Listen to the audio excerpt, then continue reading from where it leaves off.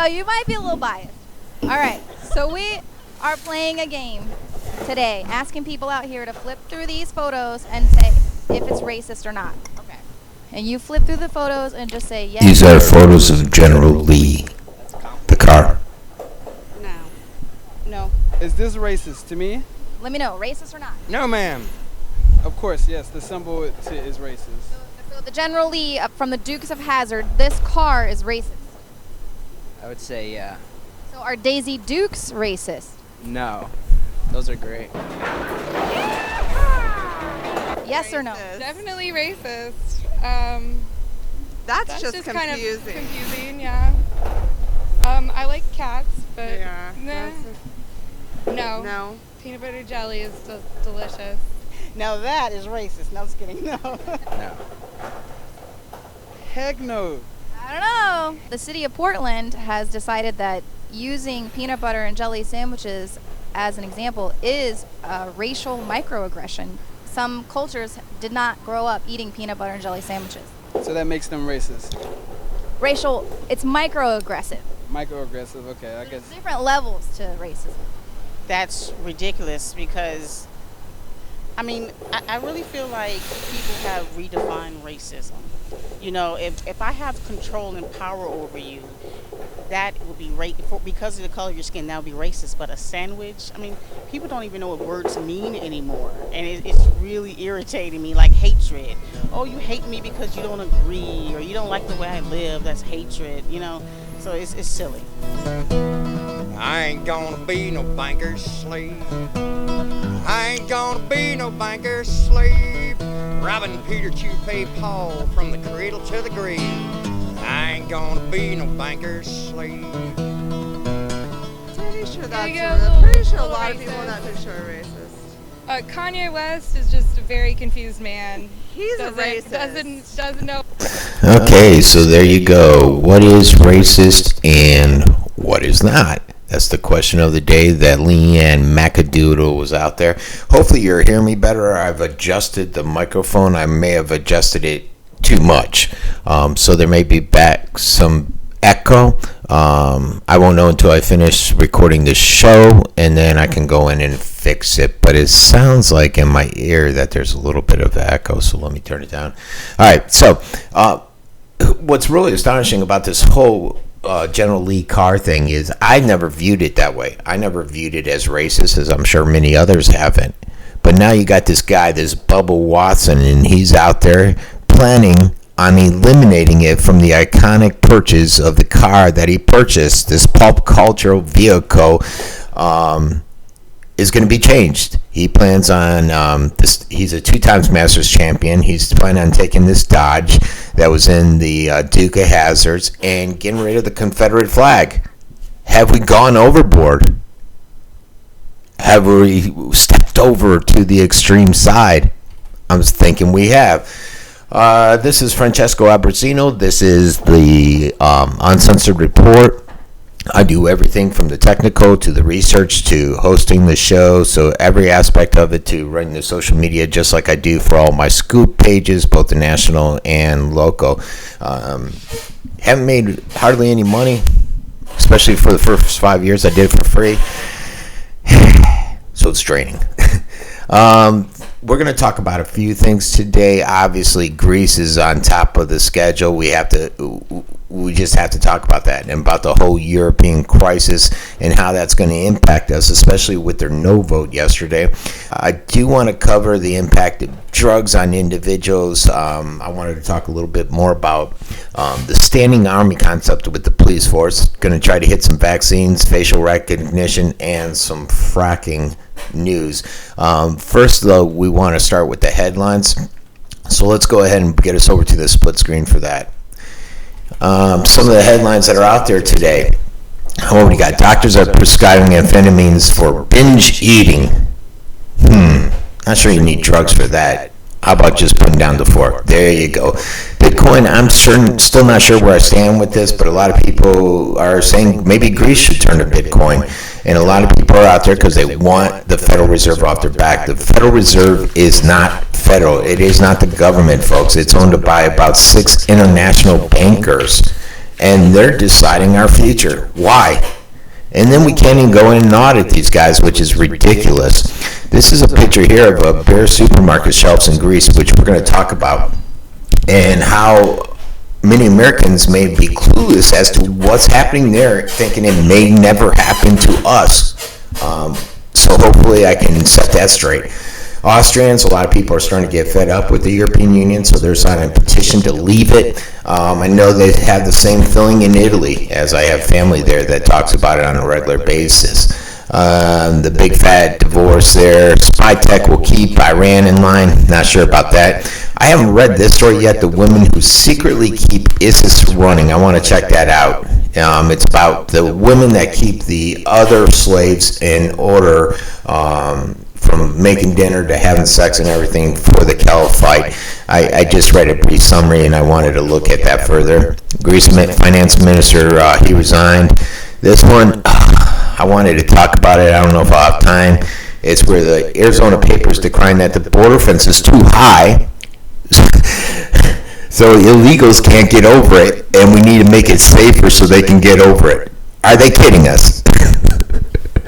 I shake my head there. Puerto Rico, a lot of people are saying, I've covered this a little bit, that it's bigger than what they're letting us to believe, and it's going to be a huge concern, perhaps bigger than the whole Greece fiasco. Let's see what else we got here. All kinds of news on Greece, obviously, and many people are talking about it. I put a post on there about my daughter, her and her friend. They're both 15. Both starting 9th grade, and I asked them, I said, okay, do you know what the 4th is all about, and do you know who we declared our independence? And guess what, they knew it, because I was afraid they'd end up on one of those Mark Dice videos, so I'm relieved that they will not be. Russians make an advance in Alzheimer's, which is a good thing. They're repairing DNA, so that was an interesting article. Let's see. The dismantling of the disunited States, I might talk about that. A lot of states are starting to come in and they want to take away from the federal courts. They think the federal courts or the federalist system has gotten too much power over them, and they want to take it back. And originally it was supposed to be that way, where the states had full power under the guidance of the federal government. But now the federal government is just dictating so much, and a lot of these edicts they're putting out are not sensible. They're politically motivated. You got activist judges that are sitting on the Supreme Court, and it's concerning to many people. Let's see what else we got here. Who lost Iraq, Obama or Bush? Both those guys, they're idiots. Nuclear power, how a lot of the big heavyweights are betting on nuclear power, gambling with that as the future. Study says obese teen girls are saying no to birth control. So a lot of interesting articles out there over the weekend. North Korea cracking down on the internet. I've always thought they've cracked down on it. I didn't think it was new. A little bit of talk about how the war in Afghanistan hasn't ended. That's getting even worse with the introduction of ISIS into the Afghanistan area. It's really getting hairy over there, and that's about it. So those are your headlines, and let's get you to full screen. And so let's go ahead and talk about a little bit about the different issues that are out there. First, like I said, I wanted to talk about Greece and how it's impacting not just obviously Greece, not just Europe, but America. And so we're going to look at the different impacts that it's having. What they're calling the EU Armageddon, bare supermarkets, runs on the markets, runs on medicine, and all that stuff. So you got this whole thing. It has the possibility to engulf the whole European Union. And we're seeing now with Austria saying, hey, we want out. Italy is next and Austria is not even financially in bad shape. Italy is. So what will happen there? What will happen with the EU's unity, their solidarity, their international standing out there? Another concern is that Russia and Russia's role in Ukraine, Russia's role in helping Greece, which is a very viable. It's something that would benefit Russia tremendously. They're also talking about Britain and their attempts to essentially change their relationship with the EU and pull out. And then the other huge impact that you're seeing primarily from countries like Greece, Spain, primarily Italy, is the immigration crisis and the fact that the other EU countries want Italy to take in these immigrants, but they're not financially supporting it, which is causing some great issue. But the biggest issue right now is obviously the Greece default. Will crash the euro? What will happen to the economy? What are the long-term consequences of a Greek exit? It's unprecedented. What do we do?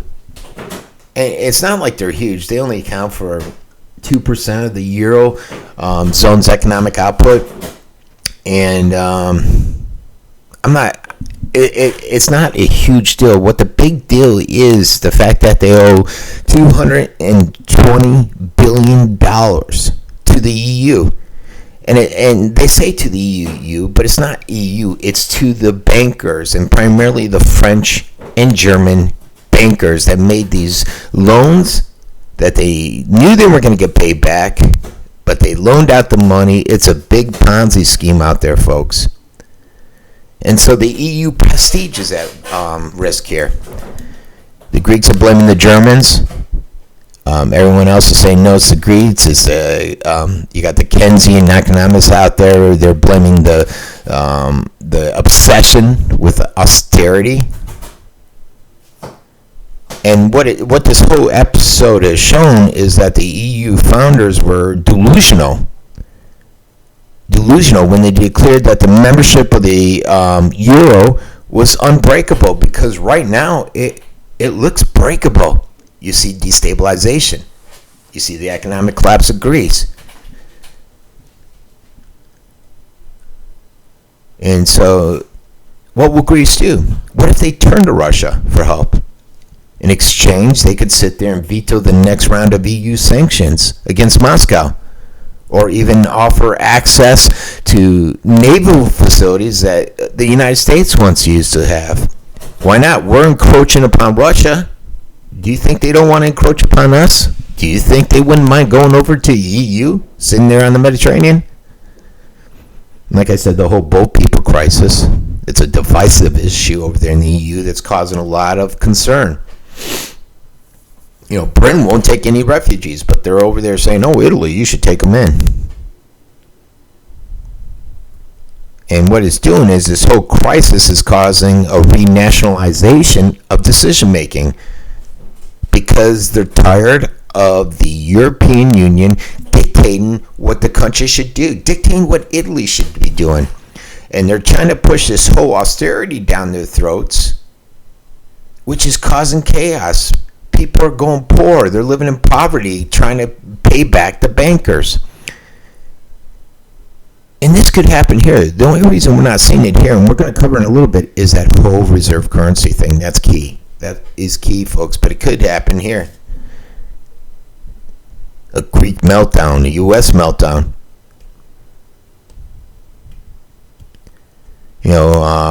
People like Pune are delighted by it. We're freaked out about it. Think about it, especially from the Russian perspective, with all the agitation that the NATO, EU's been doing there. So you got the food. Back to Greece. We got the running of the food.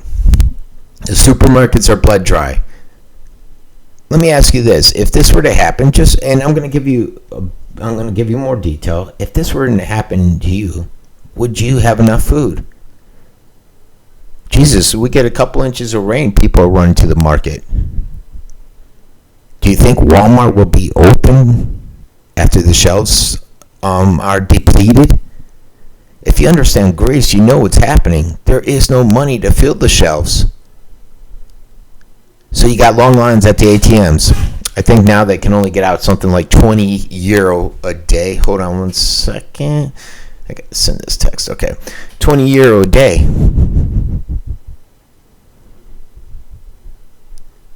How can anyone live on that? They voted no, though. Essentially, the Greeks came out and said, look, it's more important to us to live in chaos, live in poverty now for a few years, pull ourselves up, get back on our feet in, let's say, I don't know, hypothetically 5 years, versus living through a lifetime of tyranny under the EU's reign of control. We'd rather go through massive shortages of fresh meat, fish, and everything. And you got to keep in mind, the Greek is heavily dependent upon imports of their foods. And they're seeing a 35% turnover in the first couple days of their food. Demands for non-perishables such as pasta, rice, and beans are high. And so a lot of people are concerned over there, especially because of their dependence upon the food. You know, if you have no money, you can't go to Italy and say, we want some food. Italy's going to say, show me the money. Everybody's broke. They're not going to sit there and say, here's some food. We'll work out a credit with you. Your credit side. It's like, if I have bad credit, which I probably do, and I go out and try to buy something, they're not going to just say, here you go, buddy. Take it. We know you can't pay your bills. We know you need austerity, but you don't want to take it. But go ahead. We're going to loan you this money. And, you know, without new money, the other problem is salaries won't be paid. The whole health system's going to stop functioning. Transportation, it's going to break down. But they don't care. They want to go through this versus dealing with the tyranny. Now, I'm not saying austerity shouldn't have been put in. The bottom line is these people want. Just like here in America, they want. And then when they can't get any more, they freak out. They get upset. They want a new government, whatever it be. Think about it. How many millions? I think it's like 70 million people on food stamps. You got Social Security. You got basic welfare. You have Obamacare. You have now free internet. You have Obama phone. And I know George Bush started the Obama phone thing, but it's now been coined the Obama phone. I remember once there was a story, and people lost their food stamps. There was a computer glitch. And it was only one day, and they were freaking out. You should. I played the video on this show. It was amazing how upset people were getting because they had no food. They relied upon the government. This one lady was standing outside the supermarket saying, I got 5 kids to feed. I can't feed them. And I'm thinking, why do you have 5 kids? This is what you know you're poor. You know you can't afford to take care of these kids. Why are you out there pushing them out? I know it sounds harsh, but come on. We gotta be more responsible as adults. So back over, you got the finance minister. He's basically saying this is economic warfare. We're on a war footing with Europe. He stepped down today. Called it an act of terrorism. So the people are all out, went out in the streets. They said, hey, that's it, we're done. A lot of people are concerned that the whole banking system will just shut down shortly if this is allowed to continue, which it obviously is going to now. And so I wanted to reflect on that and see how it could impact America. Because it could. It could. What you're seeing unfold in Greece is eventually going to creep into our neighborhoods. Someday, maybe in a week, maybe 10 years, people may be storming into the supermarkets, desperate to get food and medicine, the essentials. The Greeks never thought it would happen, just like a lot of people here in the States never think it would happen. Greece is a civilized country. They've endured thousands of years of hardship. They're part of this powerful economic alliance called the EU. So most Greeks never imagined that they would be plunged into a multi-year economic depression with bank holidays, long ATM lines, capital controls, people diving into dumpsters looking for food, looking for things to sell. So Will this serve as a wake-up call for millions of clueless Americans? I don't think so. Because most Americans are out there watching major media. They're not listening to alternative media. And they don't really know what's going on in Greece. They'll see a quick 30-second, 60-second blurb on it. But they don't put it all together. We're going down that exact same trail. A lot of people will tell you that our debt numbers are far double that of Greece. And the bottom line is no amount of American exceptionalism is going to help us if we start going down this road. Which many economists, strategists will tell you we're heading down that road. In some cities, like I said earlier with this rain, a little bit of snow, a little bit of rain, people are rushing to the supermarkets. They're trying to get all the supplies, lots of shovels, water, because they don't have any at their location, at their home. And so you got to ask yourself, what's going to happen if we have a crisis like this, a real crisis? The Greeks are basically like us. They're proud, sophisticated people, highly educated. But now, with this collapse, they're feverishly out there trying to find food. They're feverishly out there trying to find cash. How many of you have all your money in the bank and you say, oh, I'll get it, FDIC insured? Yeah, good luck with that one. And what I'm hoping is that we won't continue down this delusional street that we're going down, this state of mind. Someday our store shelves may be emptied. You remember Katrina? They won't get resupplied because supply chains have been cut. The supply lines. Money, capital flow has been cut. Walmart can't go out and buy the food. The people that produce the food can't produce the food to get it to Walmart, even if Walmart could ship the food. So those empty store shelves could happen. The ones you're seeing in Greece could happen here. And I get it. Not everyone has enough money to hoard food. Not everyone in Greece does. People are poor. Poverty is spread. I get it. But that can't happen here, right? Nah. We're the greatest country in the world, right? The greatest nation. But I'm thinking what we saw in 2008. That may have just been a preview. There's so much debt out there, folks. We got some of the greatest debt in the history of this planet.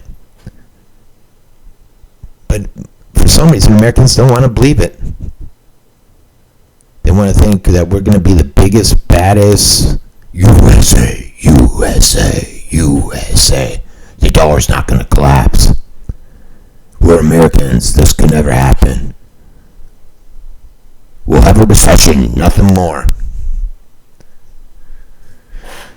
So all I'm asking is that you prepare. When it comes to preparation, you need to ensure that you'll have shelter, a home, hopefully, food. I have 6 months supply of that dried vacuum-packed food, water.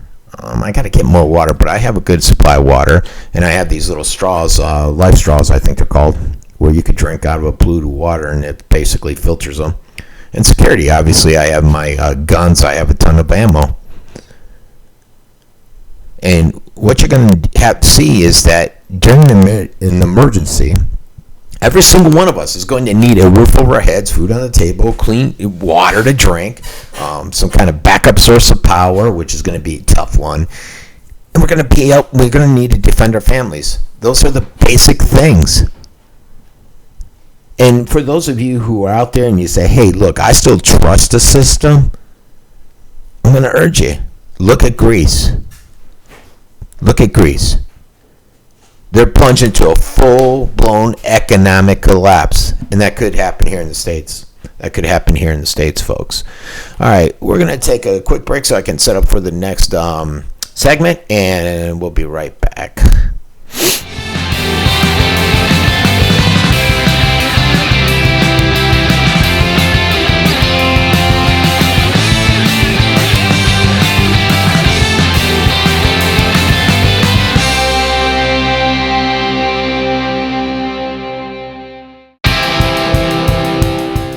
Okay, I did what I always do, which I didn't mean to spend 25 minutes on that. So let's see what we can get covered here. I did want to talk a little bit about drug abuse. Just the impact of drugs on societies, on families, financially, emotionally. It's hard. You know, I know someone that's been with someone for 30 years, and the person's off the wagon, and it's hard on him. He's had to ask the individual to leave, and doesn't talk to anyone. The kids are very upset, not really at the leaving, at just the decisions that have been made by the person that's abusing the drugs. The negative consequences of drugs affects everybody, folks. Not just the person that's abusing the drugs, but their families, friends, businesses. You know, and you can't quantify it, but it's an astronomical amount of money every year. And the most obvious effects of the drug abuse is, the ill sickness, devastating to an abuser's health, especially with these meth heads out there. You got so many different drinks. What's that new one? I just posted something on. Flakka. How about the kids of individuals who abuse drugs? Often abused or neglected. You know, my friend's situation, they have a solid person there. The person that is watching the kids, the father, only smoked pot when he was like 18. The guy's like 50 now. And he doesn't get it. He doesn't get how someone could do that. It causes a lot of physical, emotional abuse. And the risk to the children is even greater when it's involving some type of illicit drug, such as meth. I know another person, and my daughter used to be friends with her daughter. I stopped that, but her mom's a meth head. And we found out down the road when I went to drop the girl off. I saw where she lived. I saw the conditions. I saw the boyfriend. And I'm like, something's not right here. And then we did some more research, because locally I have a lot of contacts. I know a lot of people. And I found out that the person is a meth head. And I'm like, and her daughter, unfortunately, my daughter's age, is going down a destructive path. I had to stop my daughter from hanging with her, but I feel sorry for the kid.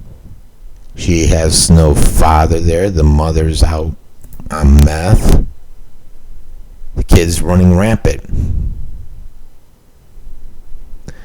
So, for the love of God, I wish there was a way to look at these abusers in the eyes and just say, think of others. Think of family members. Think of the kids. Too many times they always come back saying, oh, you don't understand, it's a disease. Wah. Don't give up. I mean, they try to play to your emotions to get your sympathy. And it's like, God, give me a break, man. Give me a break. Okay, that's enough on that. That's just bringing me down. I did want to talk about what Americans think about the economic inequality, or the perceived economic inequality that's out there. And are Americans disturbed by the growing economic inequality out there? They're saying the middle class is starting to disappear. There's numerous surveys out there, as this article reflects upon. This article is from Common Dreams. And they talk about the gap between the wealthy and the poor and how it's grown. And many of the respondents, about 63%, this says, believe the wealth of the United States should be distributed more evenly. And I don't get that. You know, myself, I went to college. Actually, I paid for it all myself. No help. I went into the Navy. I should say they helped me, so I can't say I did it all by myself. I went into the Navy, and I got financial help to go to school. While in the Navy, I went to night school every single night. I went during the summer, all the time, 4 days a week, 7 to 10. And in some cases, I had to drive almost an hour up to the University of Maryland. I started my master's work, but I ended up getting out of the Navy and had to find another job and just got distracted and never went back to finish it. Then, I went out, did the corporate America thing, GTE, Alltel, and started my business, Telephonics, and it's been a lot of hard work. So why shouldn't I reap the benefits of it? Why should somebody that decided to stay home, decided not to work? I have a family member. She never works, claims disability all the time. Why should she be equal to me in terms of revenue brought in?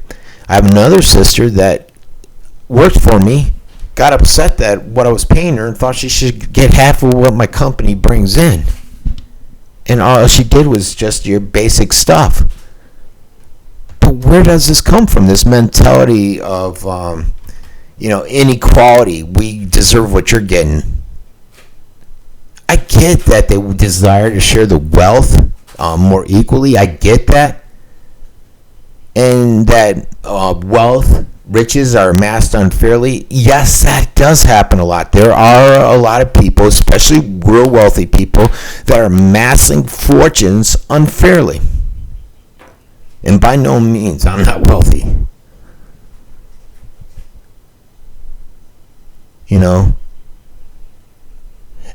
The other thing is just the overall confidence in businesses. It's down. The employees, just like my sister, they think they should get a huger piece of it. And they should, and there's profit sharing and stuff like that. But what about the innovators? The people that went out and decided to take the action? The people that put forth the risk?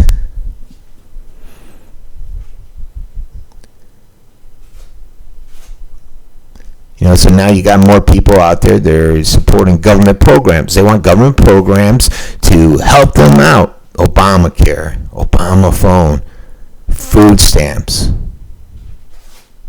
And I get that the economy's bad and a lot of people's need this helping hand. But we can't sustain it. As a country, we cannot sustain this. And so it's a little unraveling. That was just something I saw. It was an article, and I feel for these people. I feel for them. I've been there. I've been rich. I've been homeless. I get the fear you have when you don't know where the next dollar is going to come from. I get it, folks. I get it.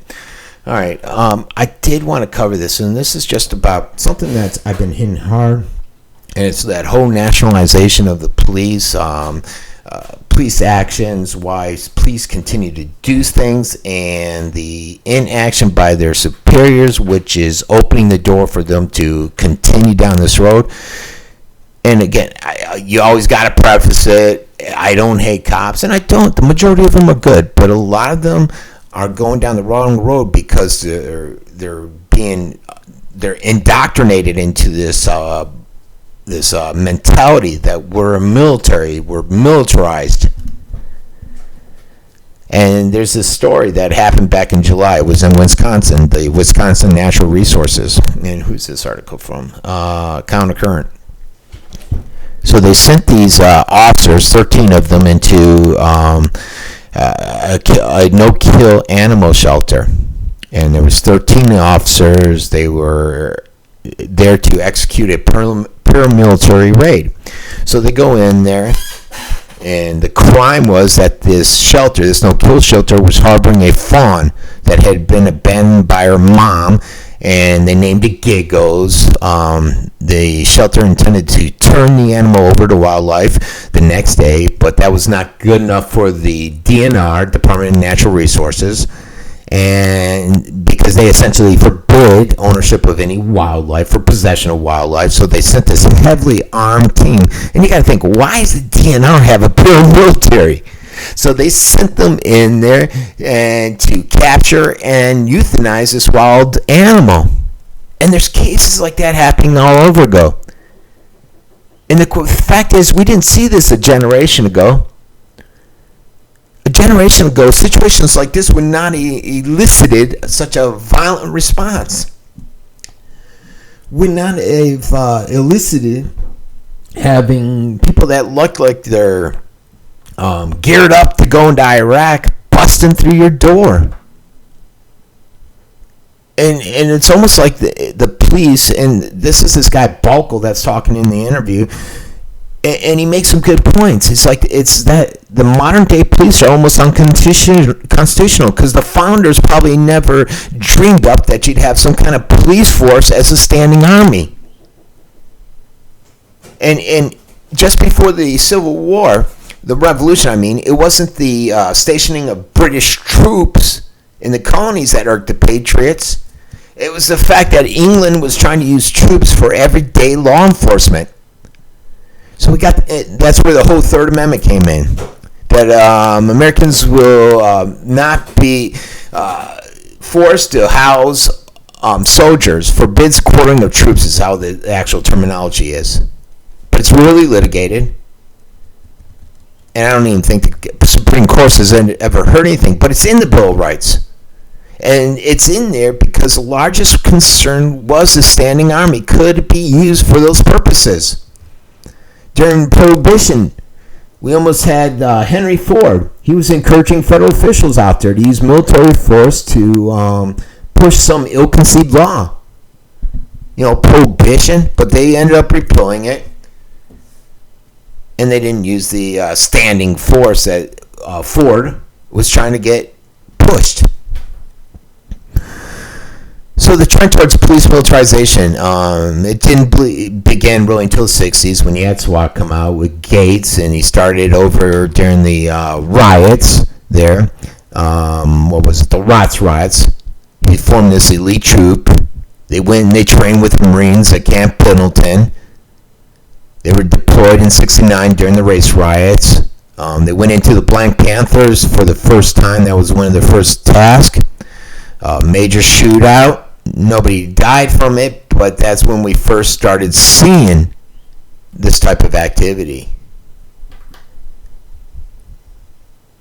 And they basically have continued on ever since then.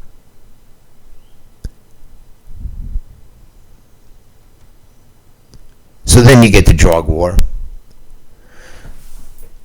The drug war kicks in, and it gets much worse.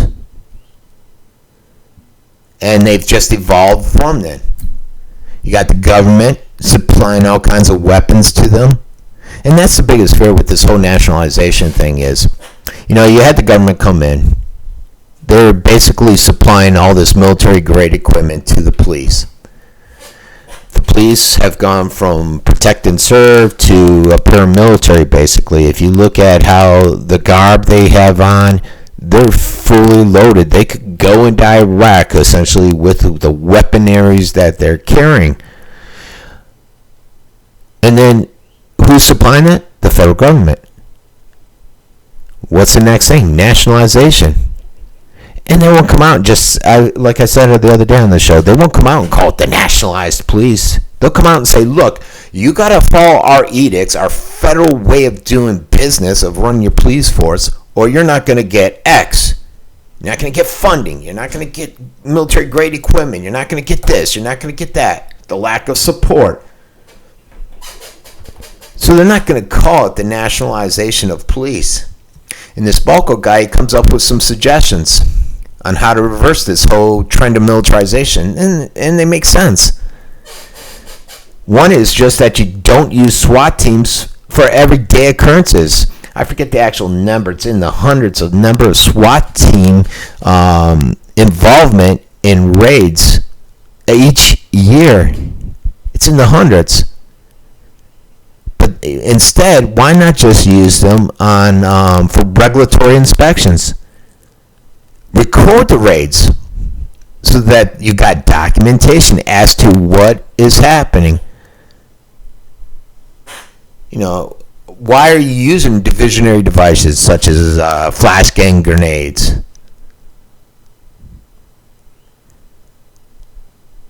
And it's not going to be easy. You're not going to get public buy-in on something like that.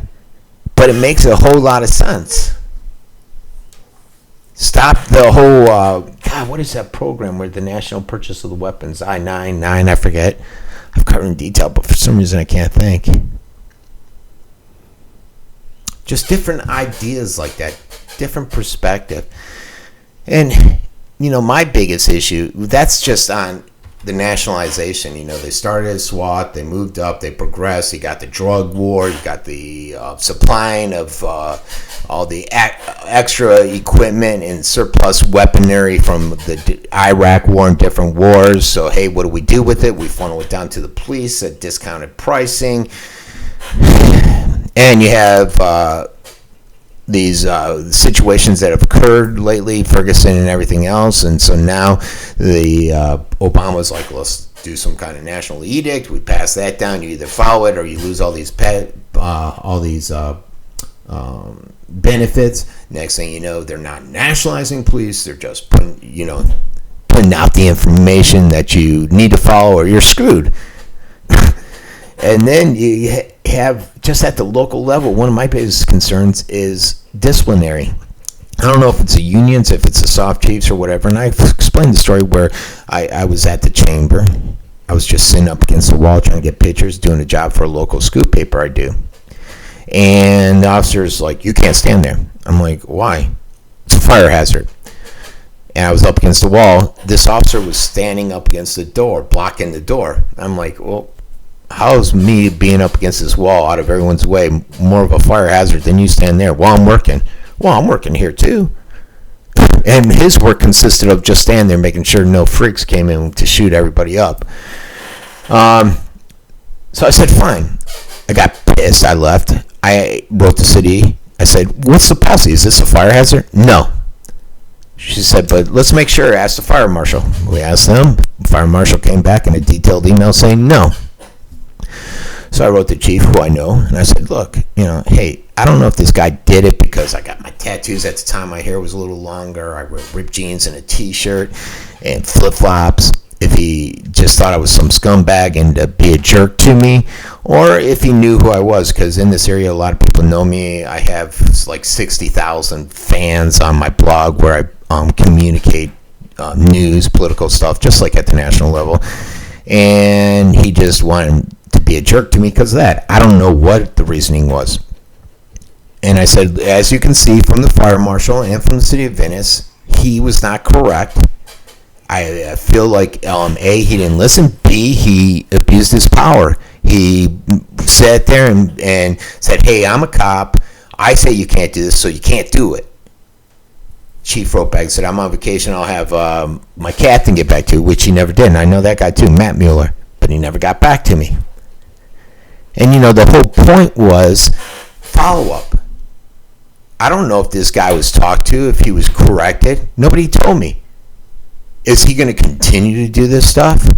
And that's the thing that a lot of us have, is that action's not being taken behind the scenes. And I don't know if it's the unions or the chiefs or what. I think a lot of it has to do with the unions, and they're limited. It's a lot like the VA. That guy came in, he wants to fire primarily 35 people, but there's over 1,000 that need to be let go, but he can't. He has to go through some court process just to get rid of this federal employee. And I think that's what the situation is with these local police units. It makes it so difficult to take disciplinary action or to get someone to stop doing stuff, so they're just running rogue. And it's sad. All right, folks. Hopefully I did okay. This, believe it or not, I just sat there and read like 5-6 stories, and I said, hey, let me talk about them. I didn't really prepare. So I'm not sure how good this show's going to turn out. Hopefully it's good. This is Francesco Abbruzzino. This is the Uncensored Report. You can go to the uncensoredreport.com to see previous interviews, my rogue rants or like 5-minute rants or previous shows. Also, you can go to the same site to get my national news, or you can just go to the scoopnationalnews.com. All right, everybody, have a great day, and I'll see you tomorrow.